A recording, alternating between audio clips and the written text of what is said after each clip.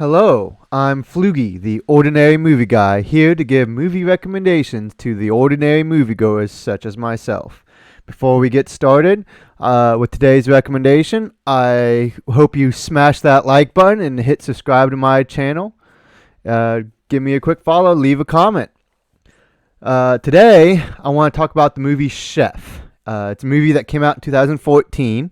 It stars and was directed by Jon Favreau. It is actually a really good movie. It was kind of a small, little bit indie kind of flick.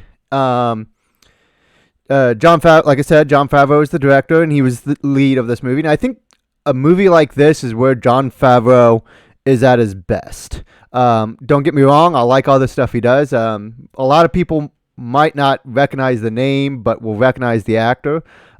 He directed the first two Iron Man movies. He played Happy, the Robert Downey Jr., Tony Stark's limo driver, for those of you, for quick reference, if you don't know who he is. Yes, and he directed both of those movies. He did not direct the third one. But Jon Favreau, he directs a lot of indies. That's kind of where I think he hit his stride. And this movie, I think he really hits his stride with a good independent movie. It has an excellent cast, not just him. I mean, it's got Scarlett Johansson, Dustin Hoffman, Robert Downey Jr. is in a scene, John Leguizamo, which in recent months has had some comments that make him dislike him as a person, but I think he's a pretty decent actor sometimes, and he's really good in this movie. Just kind of run down what the movie is Jon Favreau plays this high-end 5-star chef. He works a lot, kind of ignores his kid a little bit, but he's trying to run a restaurant, a high-end restaurant in Los Angeles. Well, after getting in a feud with a food critic, he loses his job. And he manages to get a food truck, but from his ex-wife's first husband, gives him a food truck, but he has to drive it from Miami to Los Angeles. So he flies out to get the food truck, cleans it out, and does a cross-country road trip with his son, which is a big part of this movie, is kind of a father-son bonding moment.